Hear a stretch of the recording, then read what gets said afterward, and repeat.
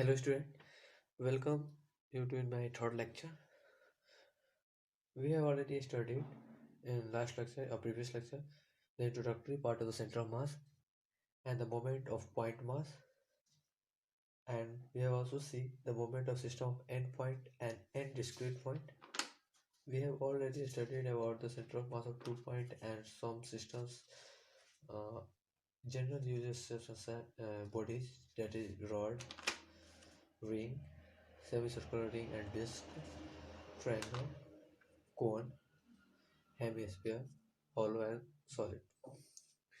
In today's lecture, we will study motion of center of mass and conservation of momentum. In this, we will see the velocity of center of mass, acceleration, and etc. First, let us see the velocity of center of mass. VCM, denoted as VCM. Velocity of center of mass is the summation of momentum of individual component divided by total mass. If we write that is F1, the moment of F1 into dr1 dt, that is moment of first particle plus moment of second plus moment of third m2 m3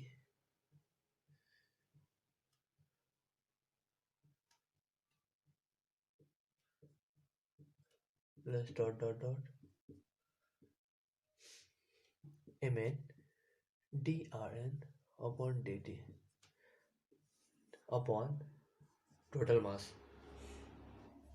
We can write also m1 dr by dt is equal to v, that is velocity, m1 v1 plus m2 v2 plus m3 v3 plus dot mn vn upon m.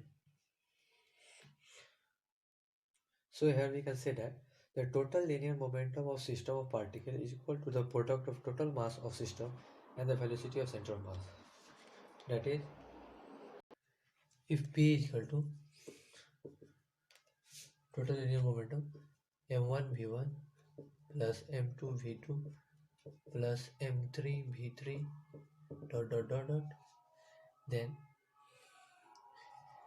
P is equal to m into VCM.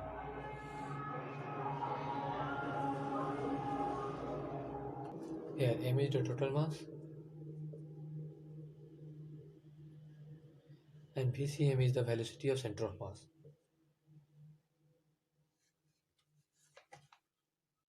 Hence, we can also say that velocity of center of mass of system is the ratio of momentum of system per unit mass of the system.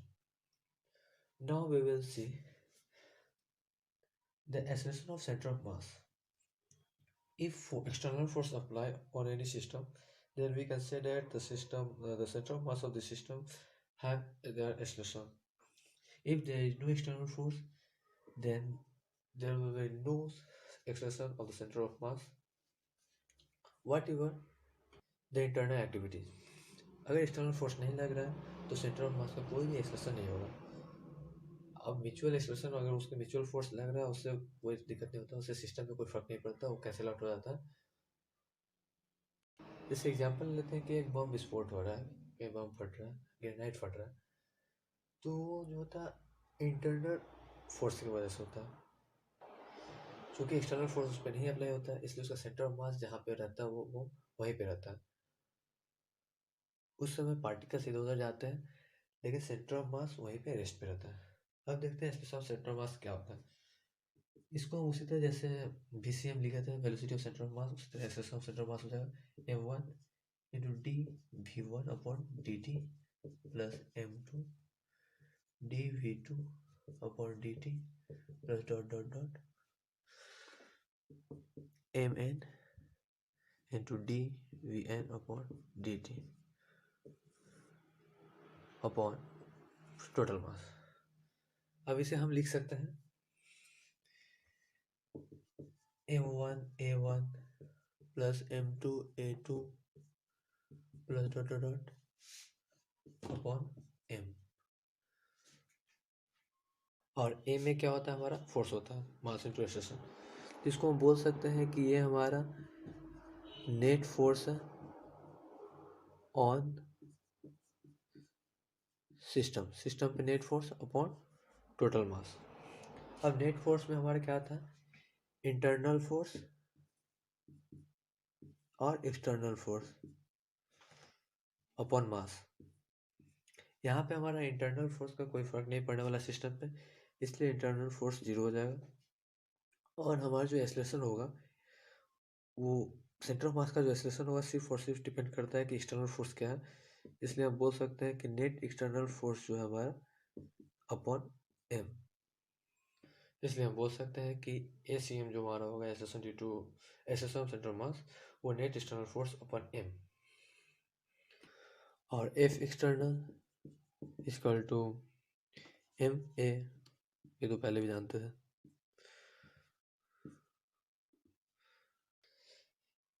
Here, F external is the sum of external force acting on the system.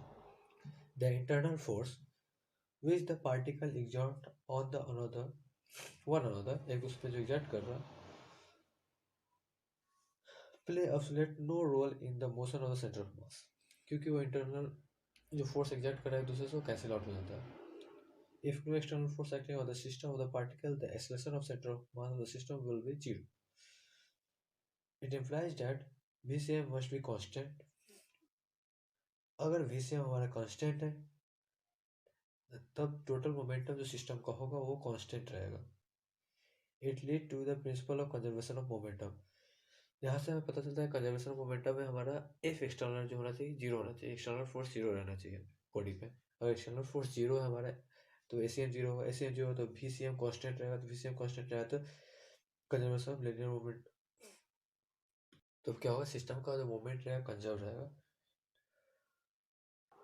अगर हम motion of centre of मास की बात करें तो इसे हम 3 part में पढ़ सकते हैं। पहला, अगर सेंटर ऑफ मास हमारा रेस्ट में हो, सेंटर ऑफ मास रेस्ट में है इसका मतलब क्या है, पहला तो इस पर एक्सटर्नल फोर्स 0 होगा, दूसरा सेंटर ऑफ मास का वेलोसिटी भी 0 होगा। तब हम बोल सकते हैं कि सेंटर ऑफ मास हमारा रेस्ट में। फर्क नहीं पड़ता है कि इसका इंडिविजुअल कंपोनेंट रेस्ट में है नहीं है, फोर्स 0 है नहीं है, इंडिविजुअल कंपोनेंट सिस्टम के अंदर जो हो रहा है होने दो। उसका एफ एक्सटर्नल 0 होना चाहिए और वीसीएम 0 होना चाहिए, मतलब एसीएम और वीसीएम दोनों 0 होना चाहिए। Extension of centre of mass and velocity of centre of मास दोनों 0। दोनों केस में सेंटर ऑफ मास 0 होगा। अगर सारा पार्टिकल सिस्टम का सारा पार्टिकल रेस्ट में है तब तो 0 होगा ही। अगर सारा पार्टिकल मूव कर रहा है उसका, लेकिन उसका नेट मोमेंट है वो 0 होगा, तब हम कह सकते हैं सेंटर ऑफ मास हमारा रेस्ट में। जैसे हम एग्जाम्पल ले सकते हैं, a bomb at rest suddenly exploded into various small fragments, all moving in different directions. Then, since the explosive force are internal and there is no external force on the system for explosion, therefore center of mass of bomb will remain at original position. अगर हम एक example देखें कि हमारा bomb है, ये उस समय एक्सप्लोड हो रहा है, फुट रहा है, ब्रस्ट हो रहा है, तो यहाँ से बहुत सारे छोटे छोटे फ्रैगमेंट टूटेंगे, मान लेते हैं 3 पार्ट में टूटता है। तो यहाँ से एक पार्ट गया यहाँ पे, एक पार्ट यहाँ पे, एक पार्ट यहाँ पे। तो ये जो हो रहा है यहाँ पे इंटरनल फोर्स की वजह से हो रहा है, इसलिए इसका सेंटर ऑफ मास यहीं पे अपना ओरिजिनल पोजीशन पे ही रहेगा। तो यहाँ पे हम कंजर्वेशन मोमेंटम यूज कर सकते हैं। बहुत सारे एग्जांपल है, जैसे मान लीजिए 2 आदमी यहाँ पे खड़ा है, अब एक दूसरे को पुश कर रहा है, तो यहाँ पे इंटरनल फोर्स वर्क कर रहा है, जिसकी वजह से कुछ देर बाद ये एक दूसरे से दूर चले जाएंगे। अब यहाँ से एक दूसरे दूर चले गए, यहाँ पे इसका सेंटर ऑफ मास यहाँ पे है, यहाँ पे भी इसका सेंटर ऑफ मास यहीं पे रहेगा। फर्क नहीं पड़ता कि दोनों पार्टिकल दोनों मैन कहाँ पे गए, क्योंकि यहाँ पे इंटरनल फोर्स वर्क कर रहा है, कोई एक्सटर्नल फोर्स नहीं है। हाँ, अगर एक्सटर्नल फोर्स की वजह से दोनों को मूव करना पड़ रहा है, यहाँ पे एफ एक्सटर्नल लग रहा है जिसके कारण दोनों मूव कर रहे हैं, तो हो सकता है सेंटर ऑफ मास शिफ्ट करे, तो हो क्या सकता है, तब सेंटर ऑफ मास मूव करेगा। दूसरा पार्ट हमारा आ जाता है कि सेंटर ऑफ मास जो है हमारा यूनिफॉर्म वेलोसिटी हो।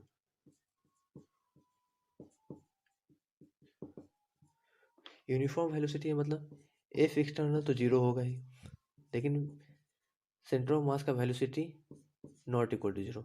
सेंटर ऑफ मास का कुछ अपना वेलोसिटी होगा जिसकी वजह से मूव करेगा। इसका एग्जांपल ले लेते हैं। All the particle of the system are moving with same direction या सेम वेलोसिटी।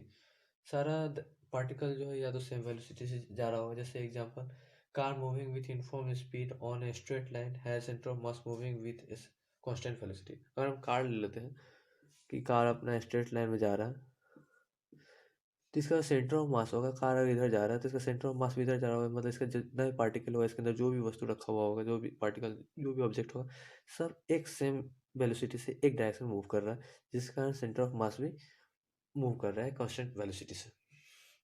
दूसरा, अब पिछले केस में जैसे हम लोग देखे थे यहाँ कि बॉम्ब एक ही जगह फूटा था, और मान लीजिए कोई बॉम्ब फेंक रहा है, यहाँ से बॉम्ब भी वेलोसिटी से आ रहा है, भी वेलोसिटी से, और ये बीच रास्ता में कहीं फूट गया। या मान लीजिए इसका दो पार्ट हुआ, तो एक पार्ट इधर चला गया, एक पार्ट इधर चला गया, तो यहाँ पे इसका सेंटर ऑफ मास जो होगा वो डिस्टर्ब नहीं होगा। सेंटर ऑफ मास को जहाँ जाना था, जहाँ इसका प्रोजेक्टाइल मोशन होगा वहीं पे जाके गिरेगा। भले इसका नेक्स्ट एक पार्ट कहीं और गिरे, एक पार्ट कहीं और गिरे, लेकिन सेंटर ऑफ मास का डिस्टर्ब नहीं होगा, क्योंकि यहाँ पे इसका एक्सटर्नल फोर्स कुछ लग नहीं रहा। जो इनिशियल वेलोसिटी था वही फाइनल वेलोसिटी रहेगा सेंटर ऑफ मास का। या हम बोल सकते हैं कि इसका इंटरनल एक्सप्लोजन या ब्रेकडाउन जो होता है वो कोई इफेक्ट नहीं डालता है कि सेंटर ऑफ मास का वेलोसिटी क्या होगा। या हम बोल सकते हैं नेट मोमेंटम इसका जो रहेगा कंजर्व रहेगा, क्योंकि यहाँ पे एक्सटर्नल फोर्स जीरो है। A bomb moving in a straight line suddenly exploded in various small fragments, all moving in different directions. Then, since the explosive force are internal and there is no external force on the system for the explosive, therefore, the center of mass of the bomb will be constant, continue to original motions, and the fragment fly such that their net moment will be zero. यहाँ जो fragment जो रहेगा, इसका part जो छोटा छोटा टुकड़ा हो जाता है, वो इस तरह से इधर उधर जाएगा जिसका नेट मोमेंटम, अगर इसका मोमेंटम निकालेंगे m1 v1, और मान लीजिए m1 है, ये v1 है, m2 v2, m1 v1 plus m2 v2 अपन m निकालेंगे तो ये हमारा जीरो आ जाएगा। अगर जीरो आ जाएगा अगर हमारा v जीरो रहेगा तो। लेकिन अगर v हमारे पास कुछ पहले से है तो वो कैपिटल M v के बराबर आएगा। अगर पहले से v कांस्टेंट है तो v कांस्टेंट रहेगा, v जीरो है तो v जीरो आ जाएगा। डिपेंड करता है आपका पहले से क्या मोशन चल रहा है। उसका थर्ड पार्ट हमारा आता है motion motion of centre of mass in station या विथ स्टेशन। उसके बाद हम लोग का थर्ड पार्ट आ रहा है centre of mass moving with acceleration. इसके पास कुछ अपना एक्सेलेरेशन। इसका हम एग्जांपल देखें तो कोई प्रोजेक्टाइल मोशन लेते हैं, उसमें हमेशा एक्सेलेरेशन वर्क करते रहता है जी, ग्रेविटेशनल फोर्स, या कह सकते हैं उसका वेलोसिटी चेंज करते रहता है। अगर हम कोई प्रोजेक्टाइल मोशन लेते हैं, जैसे एक कुल्हाड़ी को फेंकते हैं, मान लीजिए कुल्हाड़ी, तो अगर यहाँ से तो थ्रो करते हैं v वेलोसिटी से, तो इस तरह का पाथ बनाएगा।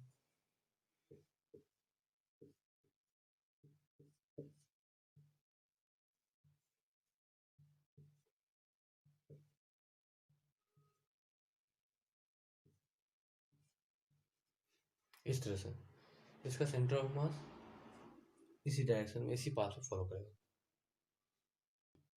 यहाँ पे हम कह सकते हैं कि an X is thrown in air at an angle theta. अगर थीटा एंगल में फेंक रहा है उसको हॉरिजॉन्टल से, तो ये अपना परफेक्ट पैराबोलिक पाथ कवर करेगा अंडर ग्रेविटेशनल फोर्स और ग्रेविटेशनल इफेक्ट।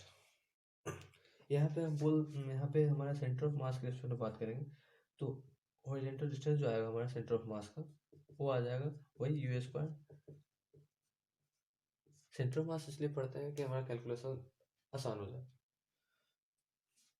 जैसे यहाँ पे ये पार्ट यहाँ पे इस जगह पे, फिर यहाँ पे इस जगह पे, यहाँ पे इस जगह पे, यहाँ पे इस जगह पे, यहाँ पे इस जगह पे, यहाँ पे इस जगह पे, ये एक लीनियर लाइन फॉलो नहीं कर रहा है, इस तरह से जा रहा है। लेकिन सेंटर ऑफ मास की बात करें तो वो एक परफेक्ट पैराबोलिक पाथ को फॉलो कर रहा है, जिससे हमें कैलकुलेशन करने में आसानी होती है कि आप बॉडी किसी भी शेप का रहे और उसका हम सेंटर ऑफ मास फाइंड कर लेते हैं तो उसे कोई फार्मूला का एप्लीकेशन कर सकते हैं, कोई भी एक्सटर्नल फोर्स अप्लाई कर रहे हैं पूरा बॉडी के लिए वही रिजल्टेंट रहेगा हमारा। उसी तरह जैसे यहाँ पे original distance centre of mass क्या हो जाएगा, u square sine two theta by जी।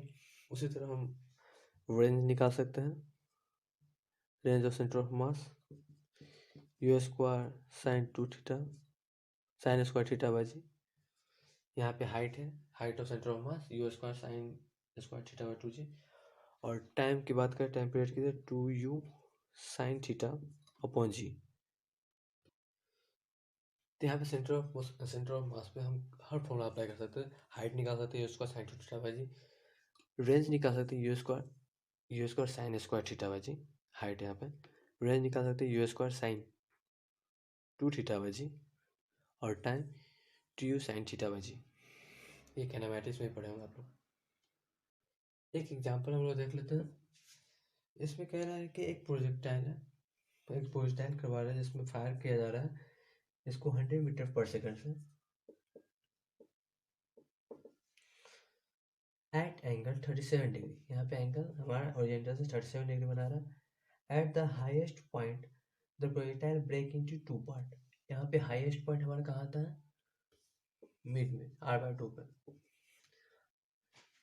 जहाँ एच हमारा हाईएस्ट हो जाता है। एट हाईएस्ट पॉइंट ये दो पार्ट में डिवाइड हो रहा है। दो पार्ट का रेशियो क्या है, 1:3, और एक m है तो एक 3m के रेशियो में टूट रहा है। द स्मॉलेस्ट कॉमेट रेस्ट, यहाँ पे स्मॉलेस्ट पार्ट जो है कॉमेट रेस्ट, अगर वो रेस्ट में आता है तो डायरेक्ट यहाँ पे आगे गिरेगा, मतलब r/2 पे एक जाके गिर रहा है। Then find the distance from the launch point to the heavier. Heavier, तो यहाँ पे क्वेश्चन में बोला जा रहा है कि हैवियर पार्ट यहाँ से कितनी दूरी पे जाके गिरेगा। अगर एक यहाँ गिर रहा है तो एक जाहिर सी बात है कि सेंट्रो मास तो यहाँ पे आएगा, क्योंकि यहाँ पे एक्सटर्नल फोर्स कुछ लग नहीं रहा है। अगर एक्सटर्नल फोर्स नहीं लग रहा है तो यहाँ पे इंटरनल मोमेंट जो रहेगा सिस्टम का कंजर्व रहेगा, तो सेंटर ऑफ मास यहीं पे आएगा, डायरेक्ट यहाँ पे आके गिरेगा। मैंने यहाँ गिरेगा कुछ नहीं, लेकिन सेंटर ऑफ मास हम लोग का यहीं पे आएगा। एक यहाँ पे गिर रहा है तो एक यहाँ पे आएगा, इससे आगे, तभी ना हमारा सेंटर ऑफ मास बीच में आएगा। तो मान लेते हैं कि हमारा एम यहाँ पे, ये बोला ही गया, माने क्या, एम यहाँ पे और 3m यहाँ पे आ गिरा। हाँ, 1:3 में है ना। हाँ, तो पहले हम रेंज निकाल लेते हैं कि रेंज क्या है, तब r/2 निकल जाएगा हमारा। रेंज का क्या होता है formula, u square sine two theta by g. U square sine two theta, यहाँ पे 37 है तो sine theta cos theta use कर लेते हैं, तो 2 साइन 37 इंटू कॉस 37 अपॉन जी। यहाँ पे 2 इंटू वी स्क्वायर मतलब 10⁴ into sine 37 3/5 into 4/5 upon 10 use कर रहे हैं जी की जगह पे। इसे सोल्व करने के बाद हमारे पास आ जाता है 960 मीटर, मतलब हमारे पास रेंज जो है 960 है, मतलब ये डिस्टेंस हमारा 960 है, लेकिन हमें r/2 चाहिए जो हमारे पास आ जाएगा 480। मतलब एक मास तो हमारे बीच में गिर गया था 480 मीटर पे, अगर ये हम ऑरिजिन लेते हैं तो। मतलब ऑरिजिन से अगर हम प्रोजेक्टाइल कर रहे हैं, प्रोजेक्ट कर रहे हैं किसी पॉइंट को या किसी ऑब्जेक्ट को, जो यहाँ पे जाकर ब्रस्ट हो गया, टूट गया दो पार्ट में, एक यहीं पे रेस्ट में आ गया था तो नीचे गिर गया, तो एक हमारा 480 मीटर की दूरी पे जाके गिर रहा है। तो दूसरा की दूरी हम मान लेते हैं यहाँ से x2 की दूरी पे है। तो हमें तो पता है कि एक्सटर्नल फोर्स कुछ लग नहीं रहा है तो मोमेंटम कंजर्व होगा। xcm हमारा क्या होगा, 960 पे होगा। हमारा सेंटर ऑफ मास यहाँ पे हमें पता है xcm, तो xcm centre of mass is equal to m1, x1 हमारा क्या है r/2 plus m2 x2 upon m1 plus m2, ये हमारा फॉर्मूला है। एक्सियम हमारा क्या है 960 मीटर है। m1 स्मॉल है, x हमारा 480 प्लस m2 3m x2 हमें निकालना है, अपॉन m1 प्लस m2 हमारे पास 4m है, m प्लस 3। अब इसे सोल्व करने के बाद हमारे पास x2 आ जाता है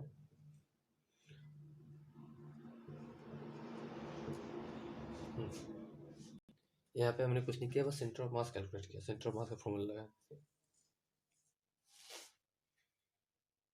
हम यहाँ पे क्वेश्चन नहीं बना रहे, क्वेश्चन का तरीका दे रहे किस किस तरह का क्वेश्चन आता है, जिससे हर क्वेश्चन आपसे बन जाए।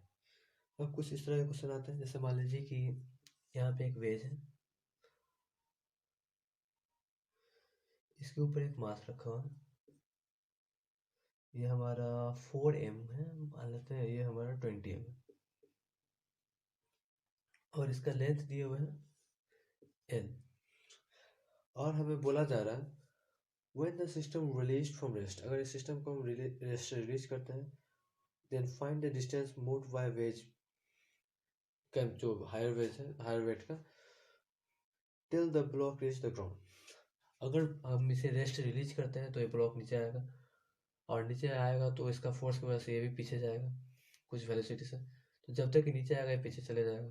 तो नीचे आने तक, इसके नीचे आने तक ये कितना पीछे जा रहा है, तो फाइनल में हमें, फाइनल क्या होगा हमारा, इस तरह का होगा। ये हमारा कहाँ आ गया, नीचे आ गया, और ये तो एल है,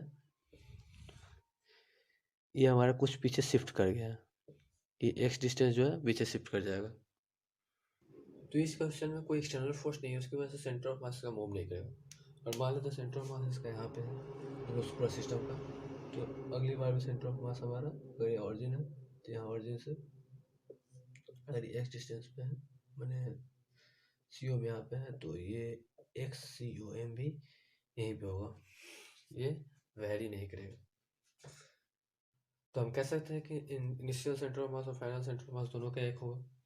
तो हम एक्स सी ओ में पहले निकाल लेते हैं शुरुआत में, हमारा ये कहाँ पे 4m का, 4m इंटू एल डिस्टेंस पे है, प्लस 20m, ट्रायंगल का हमारा l/3 पे बेस से होता है, तो इधर से हाइट के मैंने पिक की तरफ से 2l/3 होगा, तो 20 into 2l/3 upon total mass 24m, इसे ऐसे ही रहने देते हैं। अब दूसरे केस में हम सेंटर ऑफ मास निकाल लेते हैं, एक्स सी ओ एम यहाँ पे भी वही रहेगा सेम, तो हम डायरेक्ट इक्वेट ही कर देते हैं। यहाँ पे हमारे पास ये ब्लॉक नीचे आ गया, मतलब एक्स यू एम के बराबर आया, मैंने एक्स डिस्टेंस मान लीजिए पीछे जा रहा ब्लॉक, तो एक्स डिस्टेंस यहाँ से, तो x into 4m plus x distance और मूव कर गया है, तो एक्स प्लस, और यहाँ से इसका सेंटर ऑफ मास कहाँ है, इसका ट्रायंगल का 2l/3, तो x plus 2l/3 into 20m upon 24m, यहाँ से 24 कट जाएगा, यहाँ से m भी दोनों में कॉमन आया कट जाएगा, तो 4l plus 20 into 2/3l is equal to 4x plus 20x plus 20 into 2l/3, 20 into 2l/3, 20 into 2l/3 cut जाएगा, यहाँ से 4l is equal to 24x, अब यहाँ से x is equal to 4/24l, यहाँ से x हमारा आ जाएगा l/6, मतलब ब्लॉक जो है l/6 डिस्टेंस पीछे जा रहा है, x हमारा l/6 आ गया। यहाँ पे हम लोग कुछ नहीं किया, सेंटर ऑफ मास हमारा वेरी नहीं कर रहा था, इसलिए फर्स्ट कंडीशन और सेकंड कंडीशन दोनों का सेंटर ऑफ मास हम लोग इक्वेट कर दिए। ये कुछ नोट्स हैं मोमेंटम कंजर्वेशन का। The total linear momentum of the system of particle is equal to the product of the total mass of system and the velocity of its center of mass. That is, total momentum is equal to, किसी system का total momentum क्या होगा, total mass into velocity of centre of मास। हम जानते हैं कि force क्या होता है, चेंज इन मोमेंटम। अगर एफ एक्सटर्नल जीरो है, इसका मतलब क्या है, चेंज इन मोमेंटम जीरो है। अगर चेंज इन मोमेंटम जीरो है मतलब हमारा मोमेंटम जो है कांस्टेंट है। अगर हमारा मोमेंटम कांस्टेंट हो, when the vector sum of the external force acting on the system is zero, तब हम कह सकते हैं कि हमारा मोमेंटम कांस्टेंट हो। अगर मोमेंटम कांस्टेंट है तो हमारा इंडिविजुअल मोमेंटम जो आएगा हर पार्टिकल का, the total linear momentum of system remain constant. It is p1, p2, p3, pn जो होगा कांस्टेंट होगा। अब इसे भी हम एग्जांपल देखते हैं कुछ कि किस तरह का क्वेश्चन पूछा जाता है, किस तरह का क्वेश्चन आता है। अब एक एग्जांपल लेते हैं हम लोग। इस एग्जांपल में कहा जा रहा है कि man of mass m is standing on a platform of mass capital M kept on smooth ice. If the man started moving on the platform with a speed v relative to platform, then what will the speed of this platform? यहाँ पे इसका solution देखें। ये just pattern है question का समझने के लिए किस तरह हम लोग यूज करेंगे, कंजर्वेशन मोमेंटम किस तरह लगाएंगे। ये आई से हमारा ये प्लेटफॉर्म है और ये मैन है। अरे भाई प्लेटफॉर्म पे रह तुम। ये हमारा मैन है। अब ये रेस्ट में था, ठीक। अब मैंने यहाँ पे कुछ वेलोसिटी से मूव करना स्टार्ट किया। किस वेलोसिटी से? v। किसके रिस्पेक्ट में? प्लेटफॉर्म के रिस्पेक्ट में। तो जब ये मूव किया होगा तो मान लीजिए प्लेटफॉर्म भी कुछ स्पीड से गया होगा पीछे। मान लीजिए इसको हम कैपिटल भी ले लेते हैं, इसको स्मॉल भी डैश कर देते हैं इसको। ये v डैश से पीछे गया होगा, ठीक। तो यहाँ बोला जा रहा है कि मैन जो है v स्पीड से आगे क्यों जा रहा है, किसके रिलेटिव में? प्लेटफॉर्म के। अगर हम ग्राउंड से इसे देखते हैं या अगर प्लेटफॉर्म पे खड़ा होकर देख रहे हैं तो ये v स्पीड है, लेकिन ग्राउंड से देख रहे हैं तो ये स्पीड भी इसमें मर्ज हो जाएगा। हमें क्या दिखे, इसका एक्चुअल स्पीड क्या हो जाएगा मैन का? v minus v dash.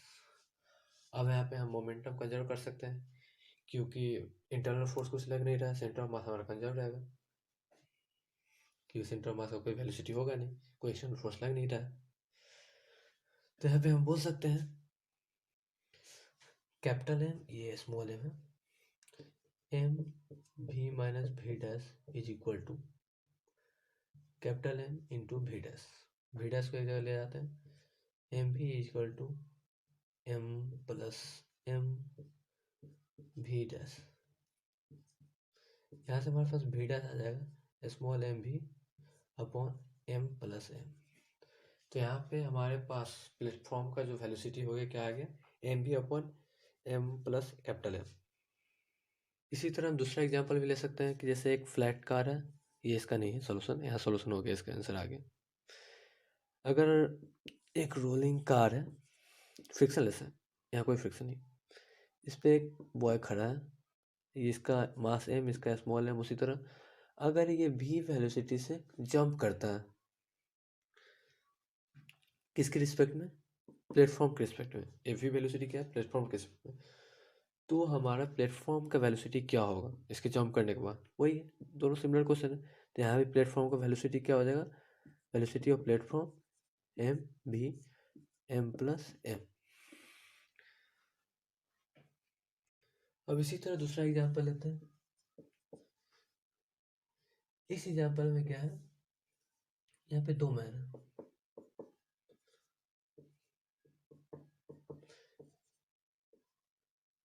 दोनों का मास स्मॉल एम है और हमारा प्लेटफॉर्म जो है ब्लॉक है उसका मास कैपिटल एम है।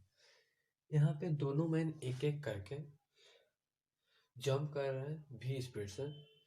पहले ये जंप करता, मान लीजिए पहले ये जंप कर रहा है v स्पीड से, उसके बाद ये जंप कर रहा है v स्पीड से।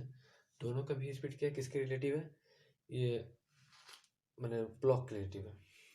तो मान लीजिए क्वेश्चन पूछा जा रहा है कि इसका फाइनल स्पीड क्या होगा, v फाइनल क्या होगा दोनों के जंप करने के बाद।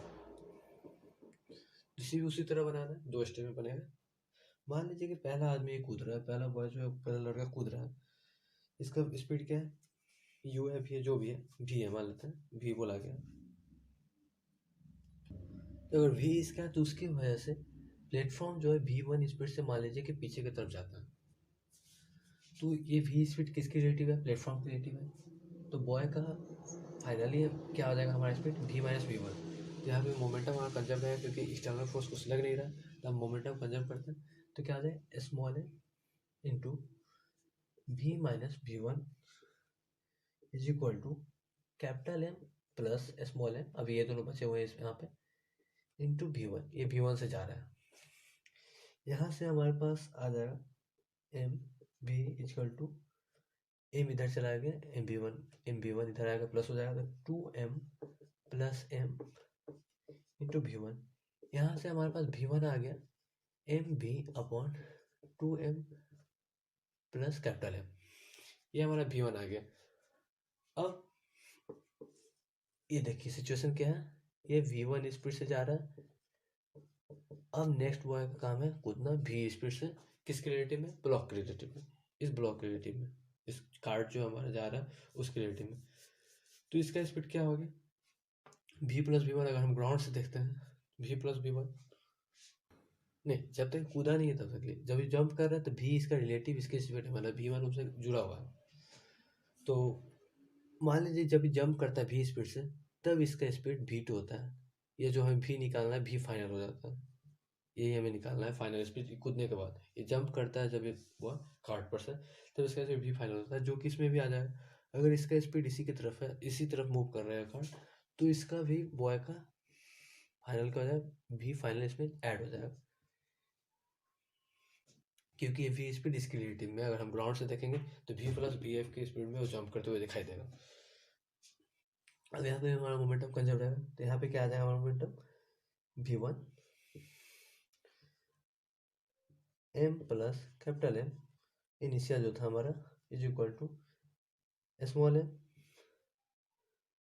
V प्लस V2 या V फाइनल हमारा जो है प्लस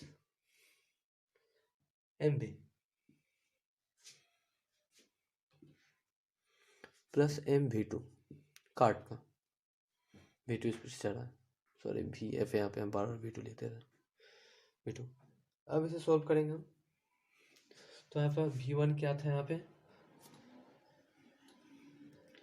MB अपॉन 2m plus m plus small m is equal to MV plus V final plus capital M V final. अब ये MV को इधर कर लेते हैं, FV जो हमें निकाला उसे एक तरफ कर लेते हैं। MV को इधर लाएंगे तो MV कॉमन आ जाएगा हमारा, MV कॉमन, तो M plus M upon 2m plus capital M minus जो MV आया था 1 इंटू, इधर हमारा आ जाएगा M plus capital M into VF। अब इसको हम नीचे ले जाते हैं, यहाँ पे डिवाइड करते हैं, तो हमारे पास आ जाएगा MV,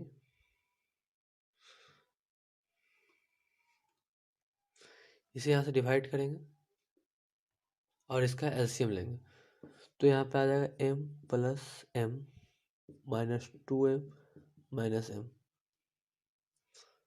upon 2m plus m into 1 plus m plus capital M। ये हमारा किसके बराबर है, VF के बराबर, V फाइनल जो हमारा उसके बराबर। MV यहाँ M से M कट जाएगा, माइनस बाहर और स्मॉल m, मतलब ये हमारे पास टोटल क्या आ जाएगा, minus M square V, M square V upon 2m plus m plus m small m plus capital M। ये हमारा क्या आ जाएगा, V फाइनल। इस स्पीड से हमारा कार्ड जो है पीछे की तरफ मूव करेगा। हम जो इधर डिस्टेंस माइनस कुछ नहीं है, बस माइनस डायरेक्शन है। हम जो इस तरफ VF लिए थे, कार्ड एक्चुअली अपोजिट डायरेक्शन में मूव करेगा। VF हमारे पास M square V upon 2 small m plus m plus m plus m। इसी तरह के कुछ क्वेश्चन हम लोग नेक्स्ट क्लास में देखेंगे। तब तक के लिए बस इतना ही, तो मिलते हैं हम लोग नेक्स्ट क्लास में कुछ और एग्जाम्पल के साथ। So thanks for watching this video.